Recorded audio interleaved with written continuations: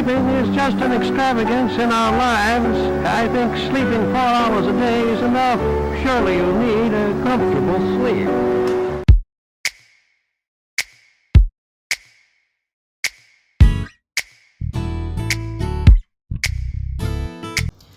자, 여러분, 오늘은 두 번째 시간으로 여기 사근현대 음악이라고 써져 있는 이 장을 할 거예요. 먼저 학습지를 같이 보시고요.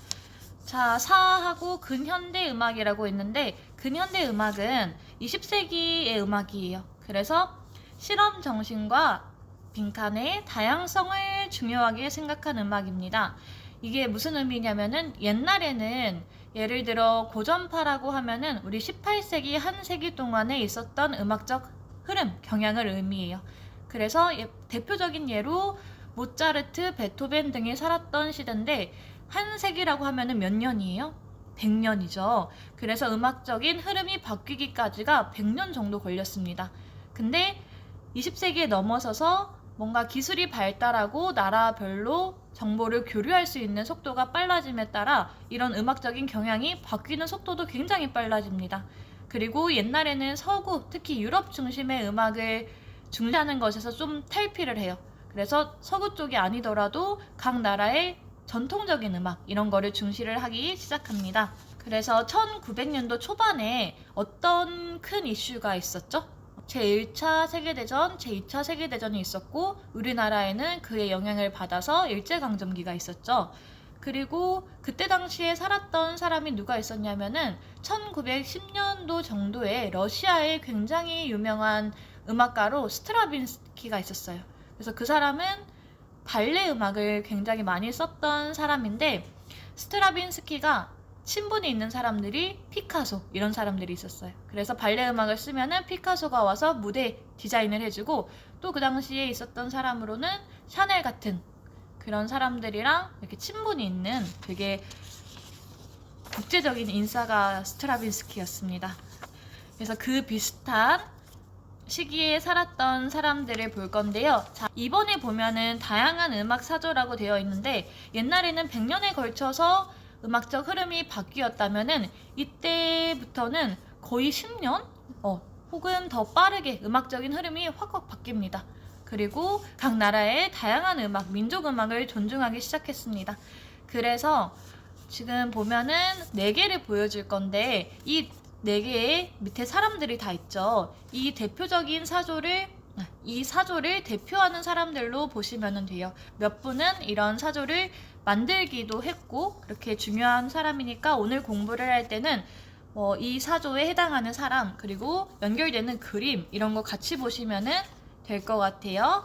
자, 먼저 1번을 보시면은 인상주의입니다.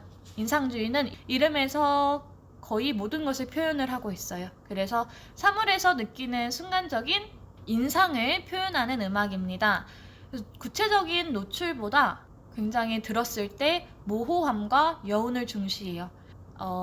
밑에 대표적인 예로 드뷔시 달빛이 있는데, 지금 달빛을 들려줘 볼게요. 여러분들이 아마 많이 들었던 음악일 거예요.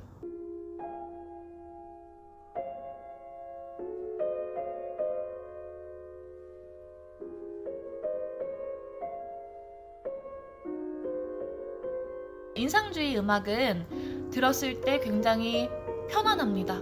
그리고 몇 시간을 연속해서 들어도 뭔가 크게 도드라지는 음색이라던가 선율이 없어요.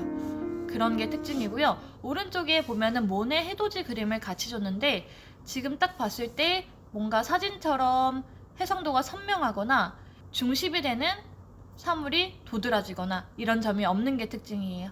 그래서 봤을 때 뭔가 구체적이기보다는 모호한 인상을 주는 거, 그게 인상주의의 특징이고, 이런 거를 표현하기 위해서 음악에서는 화음을 해결하지 않는다거나 아니면은 병행화음 이런 걸 사용해서 좀 들었을 때 텅 빈 소리를 내게 한다거나, 그런 게 특징이에요. 그 다음에 2번을 보시면은, 이번에는 들어갈 말이 표현주의입니다. 표현주의는 인간의 내면 세계를 추상적으로 표현했다고 하는데, 특히 감정 중에서도 공포나 불안감, 이런 거를 많이 표현하기 위해서 작곡을 한 음악이에요. 그래서 이거를 음악적으로 표현하기 위해서 일그러진 선율을 사용하거나 그리고 괄호 안에는 불협화음을 사용을 하게 됩니다. 본능적으로 불협화음을 들으면은 협화음으로 해결하고 싶은 성향이 있어요. 왜냐면은 듣기에 편안하지가 않거든요. 그래서 이런 거를 해결하지 않고 불협화음을 연속으로 사용하게 되면은 듣는 사람도 불안하게 되고 이게 뭐지? 초조하게 됩니다. 그런 걸 많이 사용을 한 주이고요. 대표적인 예로 밑에 사진이 쉔베르크예요. 쉔베르크가 표현주의를 거의 창안하다시피 한 사람이고요. 오른쪽에 사진을 보면은 그림에 뭉크 절규를 같이 줬는데 이 그림 한 번쯤 보셨을 거예요. 이 그림을 봤을 때 제일 먼저 어떤 감정이 떠오를까요? 약간 공포스러움을 느끼고 있다, 이 정도가 적당할 것 같은데 이런 거를 같이 음악적으로 표현을 하고 싶었던 게 표현주의고, 그 맨 오른쪽에 작은 사진을 하나 줬는데 이거는 쉔베르크가 스스로 그린 자신의 초상화입니다.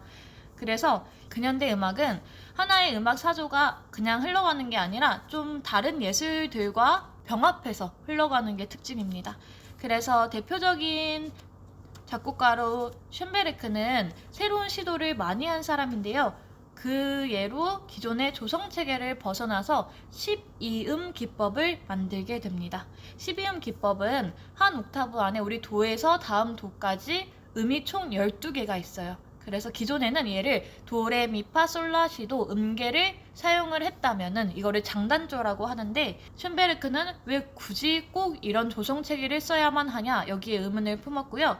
이 12개의 음악을 작곡가가 동등하게 나누어서 배열을 하게 됩니다. 그거를 곡에 적용을 한 거를 12음 기법이라고 하고 음렬 음악이라고 해요.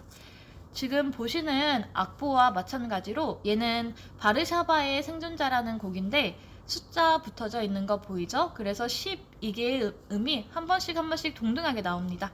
얘를 12음 기법이라고 합니다. 꼭 알아두시고요. 바르샤바의 생존자는 그 시대적 배경이 세계대전이에요. 잠깐 들어볼게요.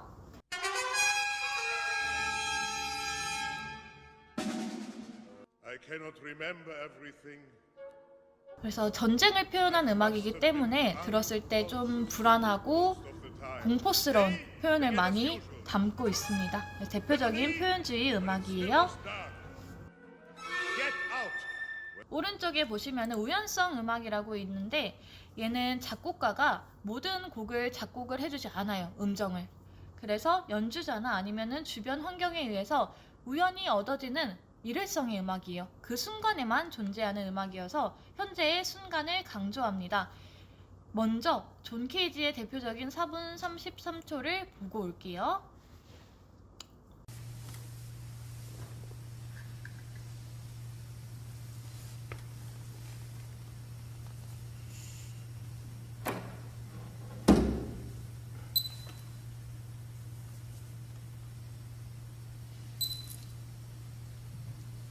자, 영상에서 간략하게 봤듯이 연주자는 막상 피아노를 연주를 하지 않죠. 근데 연주자가 그렇게 있을 동안에 주변에서 사람들이 청중이 발생시키는 소음이라던가 아니면 기계가 작동하는 소리, 이런 것들을 존 케이지는 모든 음악 범주에 포함시켰어요.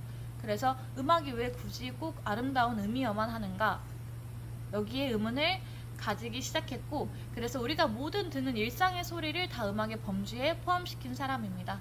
그리고 한 가지 더 중요한 거는, 만약에 이거를 여러분들이 등교했다면은 A, B, C, D 반에서 각각 들었을 때 생겨나는 소음의 소리가 다 같았을까요?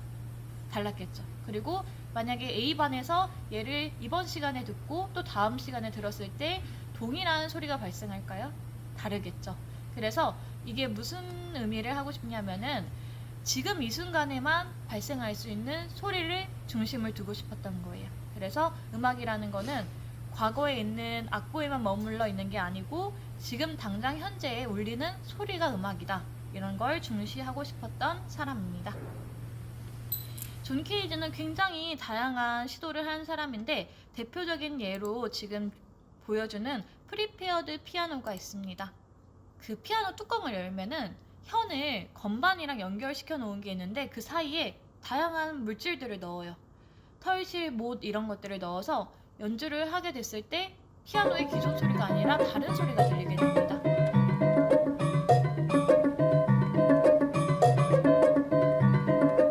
그래서 다양한 음색을 변화를 주는 시도를 했었고요.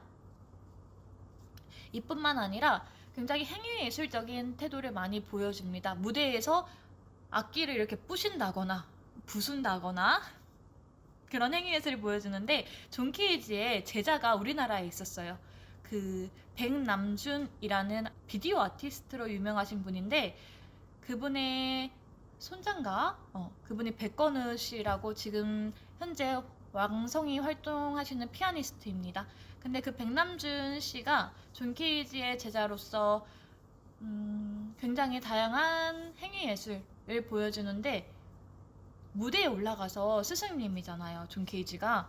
근데 스승님의 넥타이를 막 잘라버린다거나 머리를 갑자기 샴푸로 막 감겨준다거나 이런 시도를 많이 합니다. 근데 이런 게 지금 봤을 때는 되게 웃기게 보일 수 있는데, 그때 당시에는 무대는 굉장히 고귀한 것이었거든요. 그래서 정말 옛날에 몇십 년에 걸쳐서 작곡된 교향곡이나 이런 음악을 무대에서 정말 갈고 닦은 연주자가 연주를 해야만 하는 공간이었는데, 그런 것의 의문을 품고 왜 그런 음악만 예술이라고 할 수 있느냐, 왜 예술의 고급과 저급을 나누느냐, 이런 건 옳지 않다라고 생각을 한 사람이기도 하고요. 그래서 우리 1학기 때 봤던 그 위대한 쇼맨이랑 좀 시대가 맞물립니다.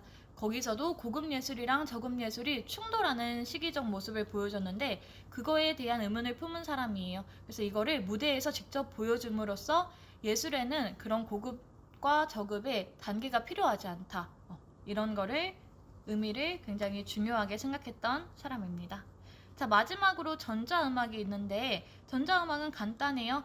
우리가 전자회로를 사용해서 현실 세계에 없는 가상의 음정을 만들어낸 거를 전자음악이라고 해요. 대표적인 예로 리게티가 있고요. 리게티의 아티큘레이션을 지금 밑에 선생님이 악보를 줬는데, 그림이 아니고 악보예요. 그래서 얘네들을 그래픽 악보라고 하고요. 전자음악은 기존의 음악이랑 다르게 오선지에 작곡되지 않기 때문에 저렇게 사람들이 청중이 들으면서 볼 수 있도록 시각적인 악보를 함께 제공을 합니다. 그래서 한번 들어볼게요.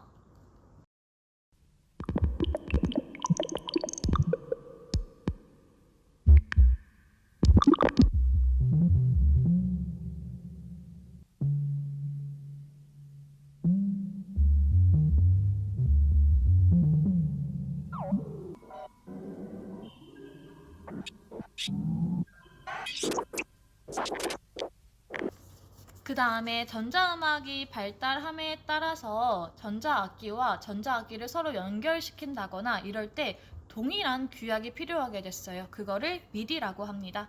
그래서 현재는 컴퓨터 음악이 너무 발달을 하니까 작곡을 할 때 필수적인 게 컴퓨터 그리고 미디, 이 정도가 있겠죠. 그래서 미디는 전자악기와 전자악기를 연결시키는 규약뿐만 아니라 전자악기와 컴퓨터를 연결시키는 동일된 규약이라고 보시면 되겠습니다.